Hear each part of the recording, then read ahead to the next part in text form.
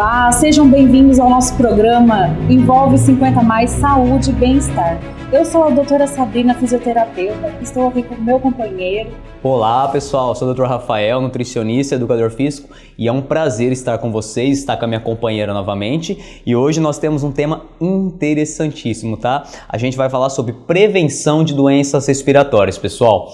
Lembrando que há algum tempo atrás a gente teve a questão da pandemia, o Covid-19, tá? Então aqui vamos salientar, orientar, dar dicas para as pessoas não obterem essa doença ou as que tiverem, tratar de uma maneira com maior facilidade. Vamos lá? Primeira pedrada para a doutora Sabrina, doutora. Manda lá. Quais são as doenças respiratórias que mais afetam a população? Sim, a gente tem algumas doenças, né, que afetam a população, não só do Brasil, né, como também mundialmente.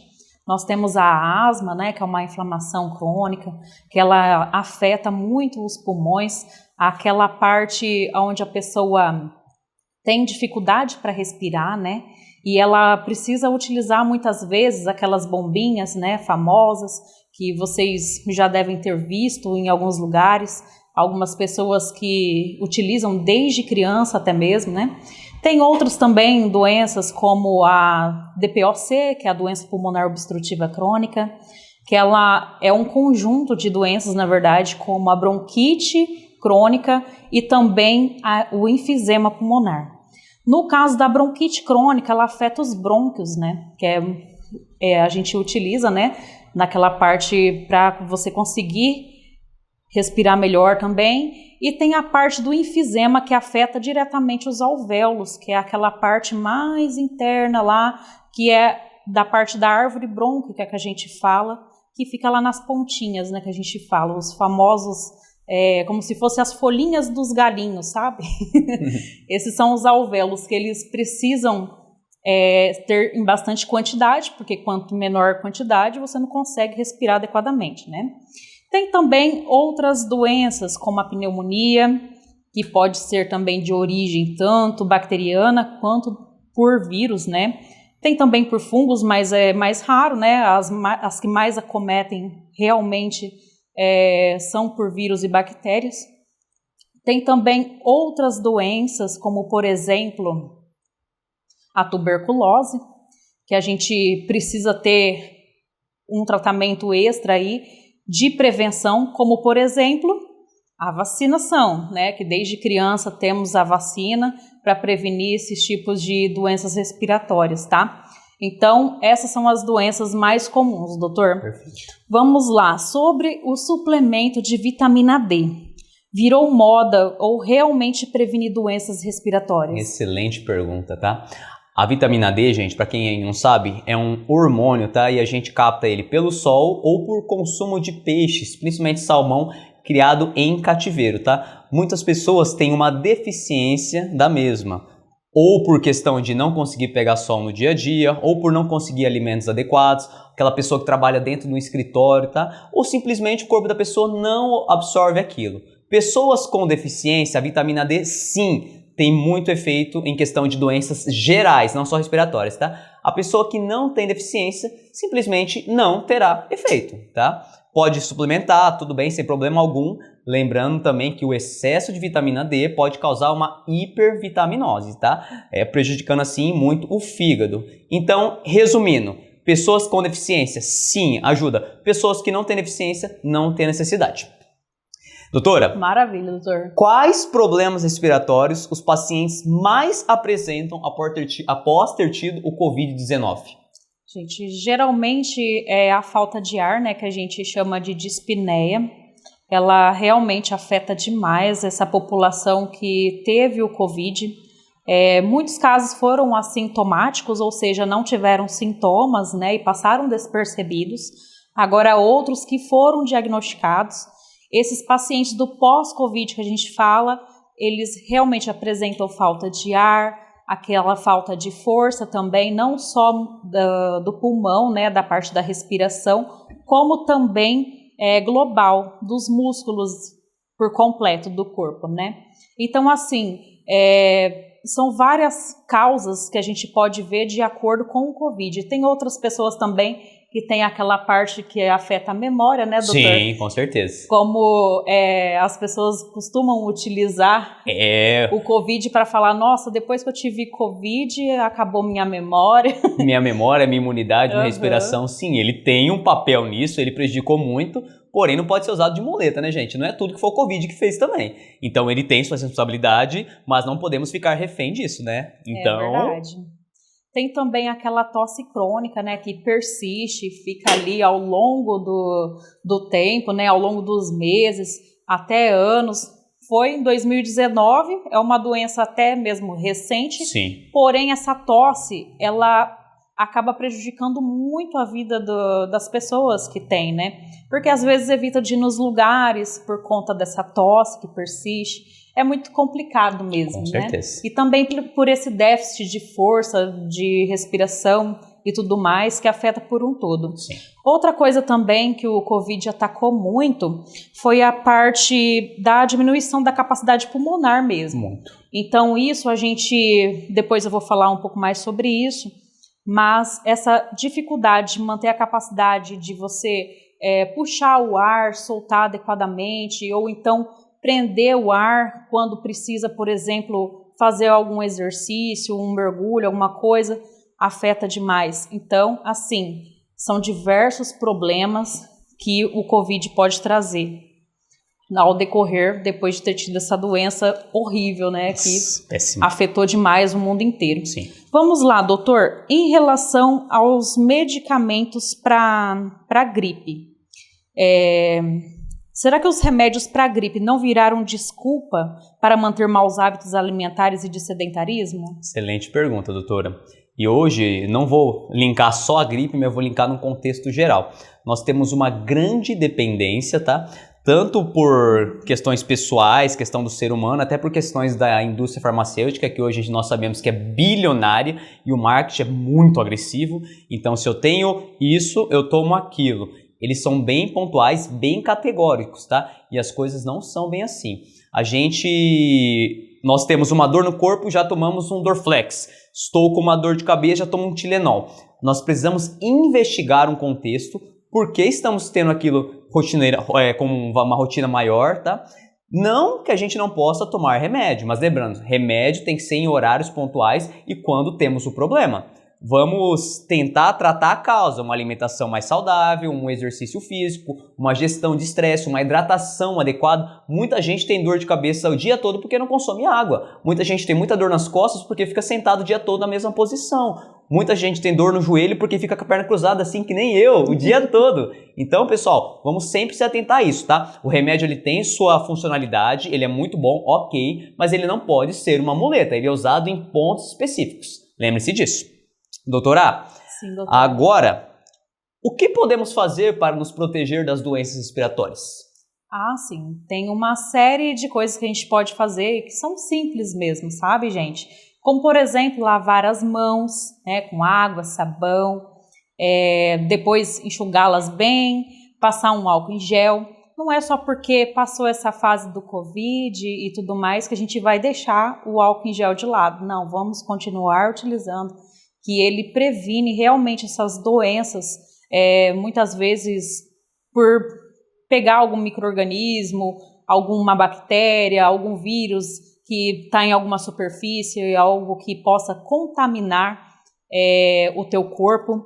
E também tem a parte que você pode utilizar também, parar realmente de usar as mãos para ficar tocando olhos, o nariz, a boca, evitar de tocar as mucosas do corpo, para você não contaminá-las também. Então, esses vírus e bactérias, esses micro-organismos que estão invisíveis, né, a olho nu, a gente não consegue ver, mas eles são realmente muito potentes e que detonam a nossa saúde, tá, gente? Uma coisa boa do Covid, alencando também, principalmente nas academias, centros de treinamento, foi a adotação do álcool. Porque antigamente, eu lembro que uma academia para 100 pessoas tinha 1, 2 vidrinhos de álcool, com um paninho ali para geral, e ninguém usava, as pessoas suavam ali e simplesmente iam embora, tá?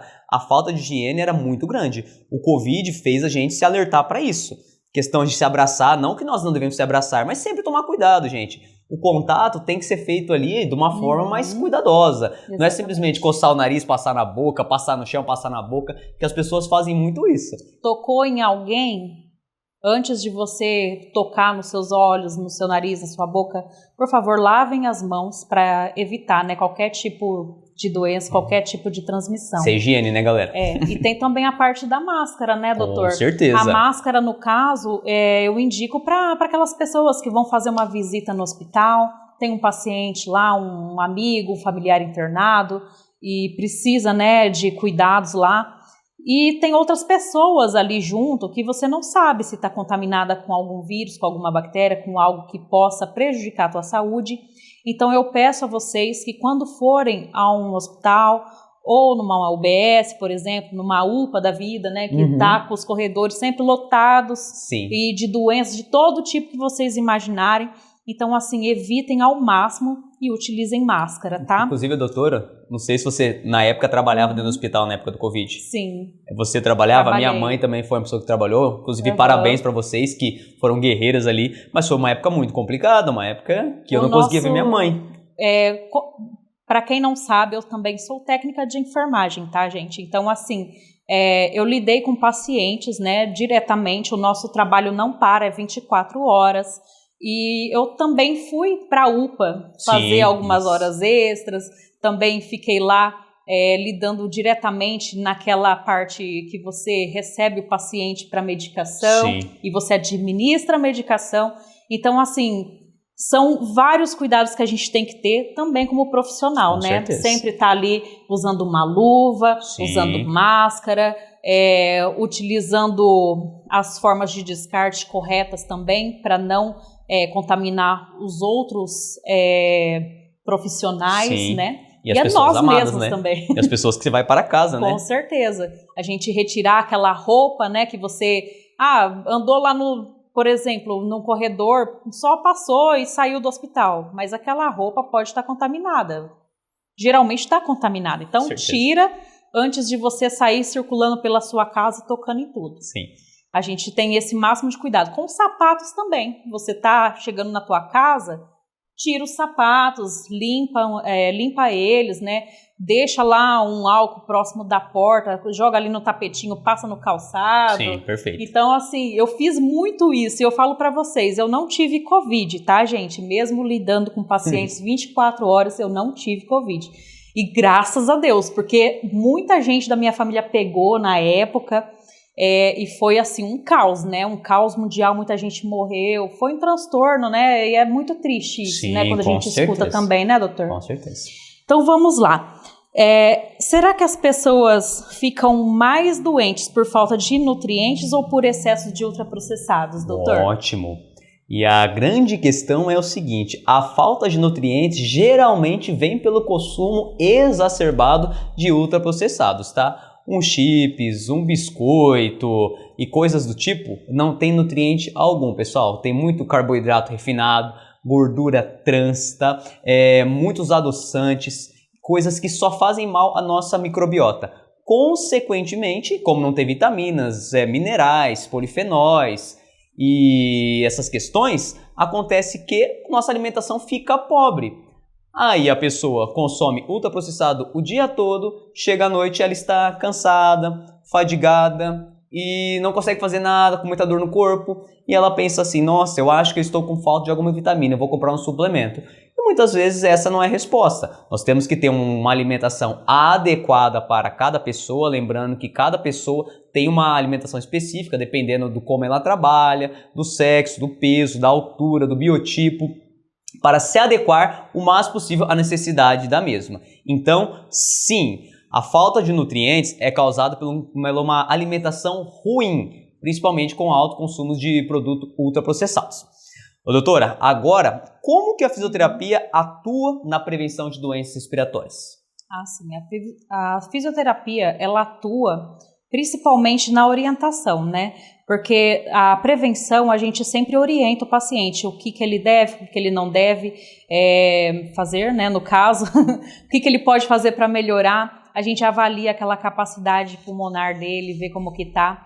E a gente também orienta, né, a parte dos exercícios mesmo, o que ele pode realizar de exercícios respiratórios, isso é muito importante para recuperar essa saúde pulmonar.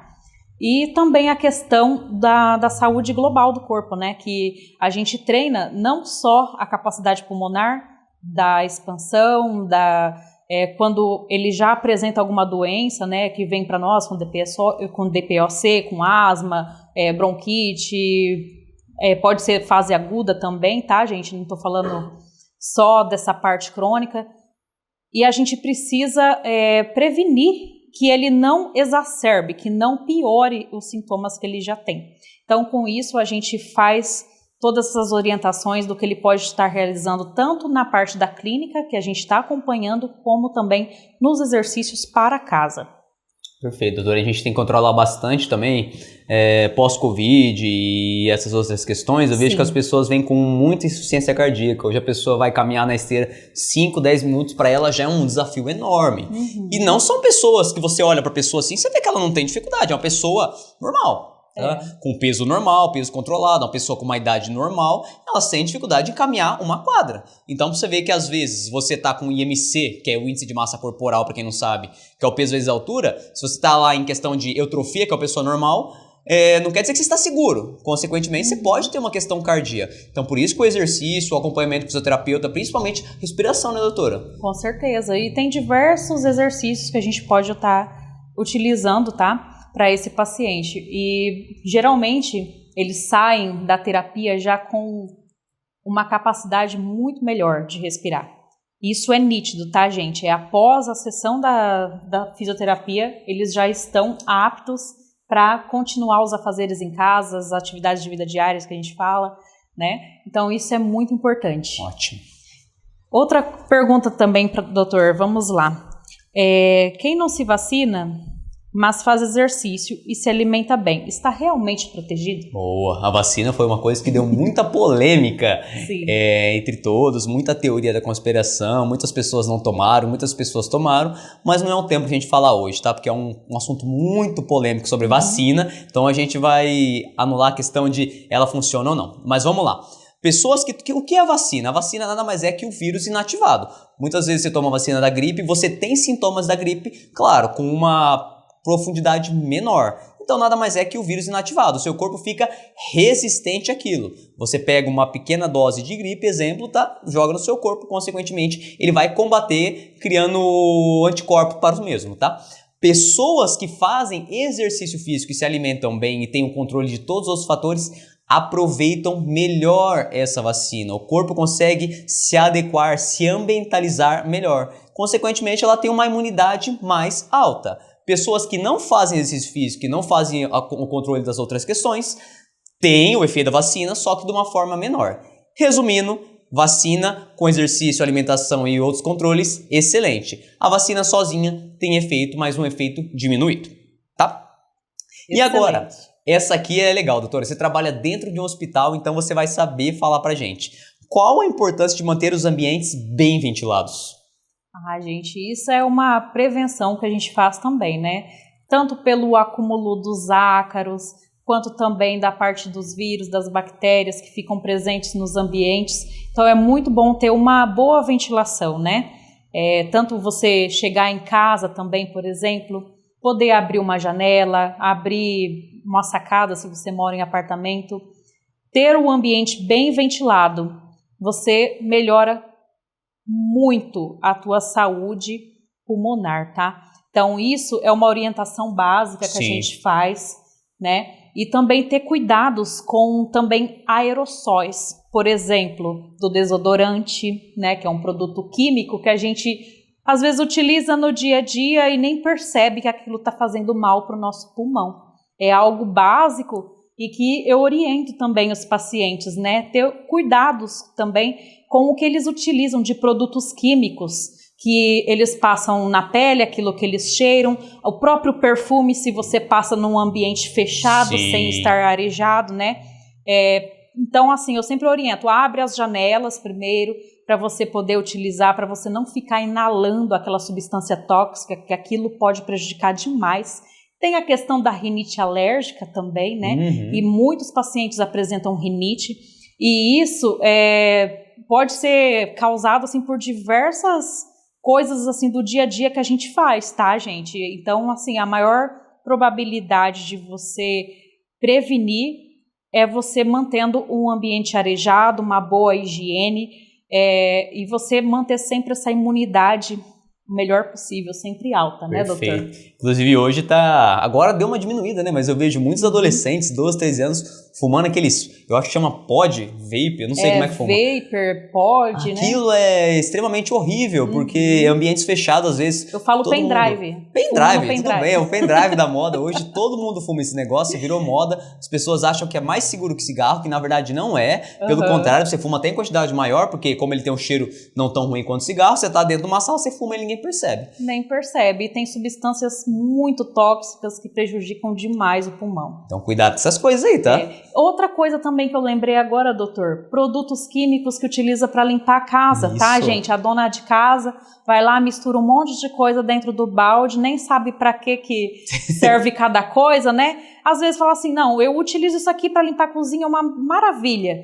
Mas se você junta um monte de fórmulas químicas dentro de um mesmo ambiente, aquilo gera gases e você inalar aquilo faz muito mal. São substâncias tóxicas que vão afetar também a tua respiração, teu pulmão a longo prazo. Pode não aparecer ali a curto prazo, mas a longo prazo vai afetar. Então tenham cuidado com tudo, tá? Fumaças, tudo qualquer tipo de poluição que você imaginar. Fique longe mesmo de fumantes, tá, gente? Não façam churrasco em ambiente fechado também, senão você vai morrer intoxicado. Exatamente. Tá vendo que tá fumando, tá queimando uma carne ali? Fica longe da churrasqueira, não fica tão próximo. Tem um churrasqueiro que fica lá, coitado, com certeza. Fica inalando toda aquela fumaça. Alguém mas tem que se você... alguém tem que sofrer, né, pra comer uma coisa gostosa. Exato. Mas assim, evitem ao máximo, tá, gente? Ficar inalando essas fumaças que são bem tóxicas. Com certeza. Vamos lá, doutor, tem uma outra pergunta. Vale mais gastar dinheiro em suplemento ou em comida de verdade? Essa é clássica, né, gente? Essa é fácil, né? Hoje nós temos suplemento para tudo, para cabelo, para sobrancelha, para pele, para unha do dedinho. Então hoje eu falo, a indústria farmacêutica hoje ela é gigantesca. Ainda mais hoje a gente tem o YouTube sendo mais promovido. Esses YouTubers falam, você vai ficar com o meu corpo para tomar isso, em 3 semanas, bababá. E acaba sendo uma febre. Não vou citar nomes porque a gente pode ser processado, mas acontece isso com muita frequência. Pessoal, primeiro de tudo, vocês têm uma questão, vai em algum médico, tá? Pode ser de preferência um endócrino, um nutrólogo, faça um hemograma. Pegue seu corpo como um contexto geral, veja como é que estão as questões. Tá tudo ok? Tá tudo bacana? Tem alguma coisa que tem que suplementar. Suplemente. Não tem nada? Alimentação básica, gente, tá? Proteínas magras, carboidratos de absorção mais lenta, por exemplo, arroz integral, pode ser o arroz branco com acompanhado do feijão, legumes, verduras, frutas num contexto global, fibras, tá? Aveia, linhaça, chia. Isso já vai suprir 99% das suas necessidades.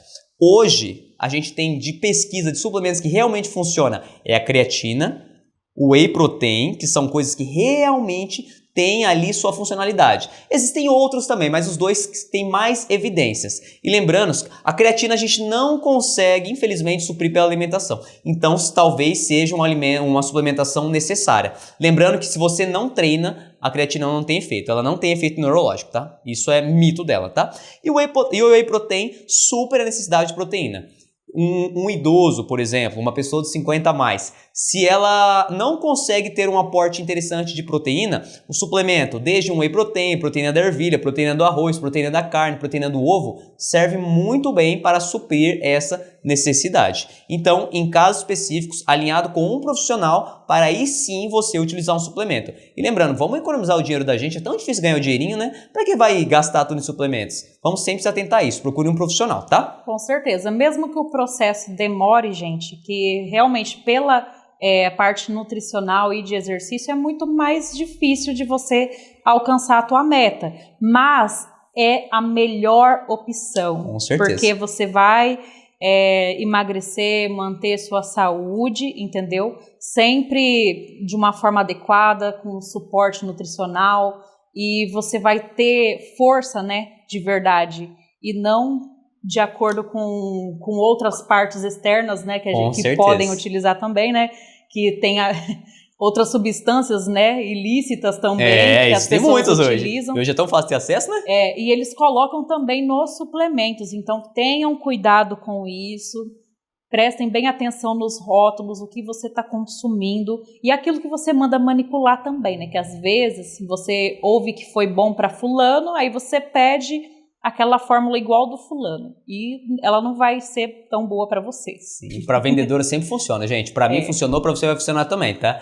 Não caia nesse conto, é o conto do vigário, tá? É verdade. Doutora, agora uma pergunta para você e já até dando uma palhinha do que será o nosso próximo programa, tá? Exatamente. Como diferenciar a falta de ar por causa de crise de ansiedade de doenças respiratórias? Ah, sim.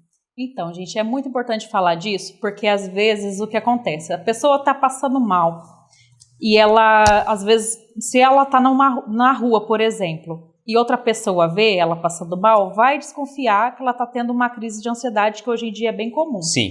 Mas pode ser realmente um sintoma respiratório. Geralmente os pacientes que são asmáticos, que já têm um problema maior, que ele necessita da medicação para controle, geralmente vai ter uma bombinha para utilizar, um broncodilatador, para poder conseguir respirar, porque ele puxa o ar não vem, começa a utilizar a musculatura acessória aqui, ó, o pescoço, fica rígido assim, aquele ar que você puxa e não vem de jeito nenhum, começa a utilizar a musculatura acessória aqui, ó, dos intercostais, a costela e tudo mais, fica evidentes.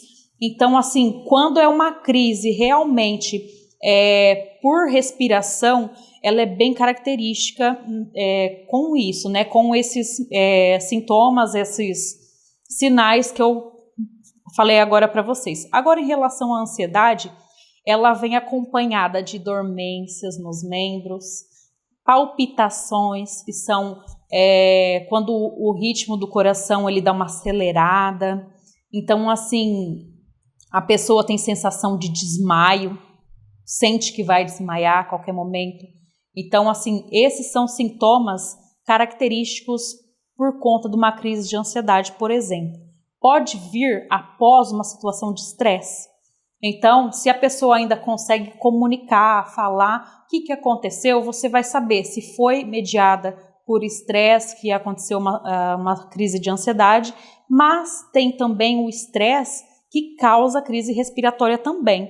Mas você vai saber de acordo com esses sinais que eu acabei de falar para vocês. Então, ficou mais fácil de vocês conseguir identificar, né? Com certeza. E o paciente asmático, geralmente, ele percebe quando ele vai ter crise, sim, né? As percebe. pessoas acabam se autoconhecendo, igual o diabético. Ele sabe quando ele vai ter que aplicar insulina e quando ele não vai ter. Então, é uma coisa que eles vão se adaptando ao mesmo. Agora, o que pode acontecer também é a pessoa ela não saber que ela tem uma doença respiratória e vir a passar mal. Aí, né, gente, se vocês verem qualquer pessoa passando mal, por favor, chamem o SAMU, Exato. Não tenham medo de dar seus dados lá para a equipe. É porque eu que vou avisar? O que tem? Você está salvando uma vida, gente. Então, é muito importante, tá? Pode acontecer na academia também, por esforço demais nos exercícios, pode acontecer. Isso não é raro, tá? Não, acontece muito. Principalmente no calor. Verdade. E esse clima seco que a gente está vivendo, né? Aqui Muito. em Maringá, por exemplo, fica longos períodos sem chuva, esse tempo seco. E quando chove, o clima muito úmido também, ele acaba dando algumas crises por conta da secreção que acumula também nos pulmões. Perfeito. Então, isso é muito importante. É preciso ter o acompanhamento médico, passar por consulta, saber qual que é o seu diagnóstico realmente, tá? Para poder tratar da melhor forma. Perfeito. É isso aí, doutor. É isso aí. E vamos falar do nosso próximo convidado que a gente vai ter no próximo programa, doutora?